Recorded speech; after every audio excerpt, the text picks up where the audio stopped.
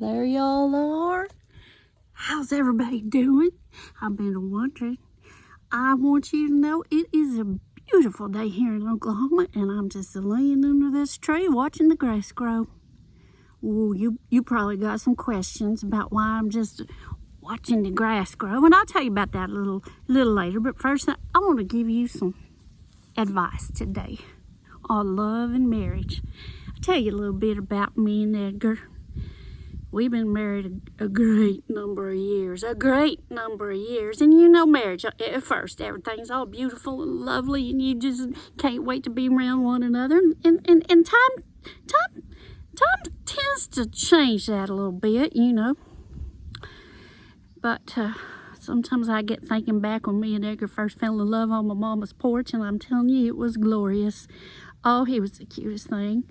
I'll tell you this, there's a bunch of others too, but, you know, with his smile and everything, it's to be understood. You know, I've told you before, I can change oil and stuff, and I am the total package. I'm multifaceted, you know, but there was something about Edgar that I just can't put it into words. It's kind of like a backache. You can't really see it on the x-rays, but you know it's there. Oh, it was there. Me and Edgar had a whirlwind romance, and we got married. We had the most beautiful ceremony. Why, that sweet Edgar, he wrote his own vows. I wrote my own too.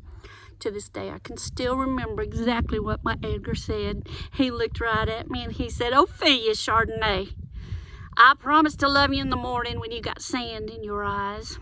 I promise to love you in the evening when you got that cold cream smeared all over your face and your hair's up in rollers. I may not promise to look at you when you're looking like that every time, but I do promise to love you. And now don't you ask me again if I love you. I'm telling you right now, I love you. And if I change my mind, I will let you know." Oh, the end. Those words moved me to my very core. And then I said my vows. I said, "Edgar, darling, I know we're getting married for better or worse. You couldn't do no better, and I couldn't do no worse. The end." And we had a honeymoon, and you know, life was just beautiful. And you know, the light kind of dims after a while. You know, things just aren't so shiny and bright, and you get to fussing and a fighting every once in a while. It don't mean you love each other any less. You just get to fussing and a fighting every once in a while. But girls, I got some advice for you. It's simple.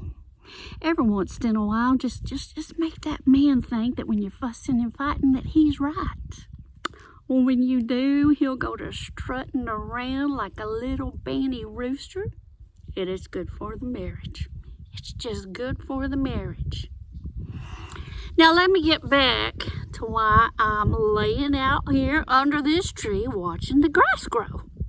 See, me and Edgar, we was in the house. We was spending some quality time together. We was watching the Andy Griffith Show. You know, that's where they do a lot of porch setting and a lot of sheriffing. And it's just a good television show, you know. Well, every few minutes, Edgar Allen would say, I'm gonna tell you what's about to happen. He'd say, you know, Barney's fixing to fire off that one bullet in the wrong place. You know, Barney and Thelma Lou's fixing to have a fight, and then they're going to kiss and make up. Oh, you know, Aunt B's fixing to have a gentleman caller. Oh, you know that Ernest T. Bass is going to kidnap Charlene because he wants to marry her. That's Mr. Darling's daughter. You know that, don't you? I'm telling you, when he told me about Ernest T. Bass kidnapping Charlene, that was the last straw. I said, "Edgar Allan Doolittle, I would rather watch the grass grow than to have you ruin every single episode of the Andy and Barney show." He said, "Is that right, Ophelia?" He stood up, he went and opened the door, and he said, "I tell you what, here's the door. There's grass growing in the yard. Get out there and watch it." Well, what Edgar don't know is that I love to watch grass grow. I am having the time of my life. He is in there watching Rawhide. He don't even know. When I go back in the house, he's going to be strutting around like a little banty rooster. And it's going to be good for the marriage. Good for the marriage. Y'all take my advice. I know some things. Thank y'all for stopping by today.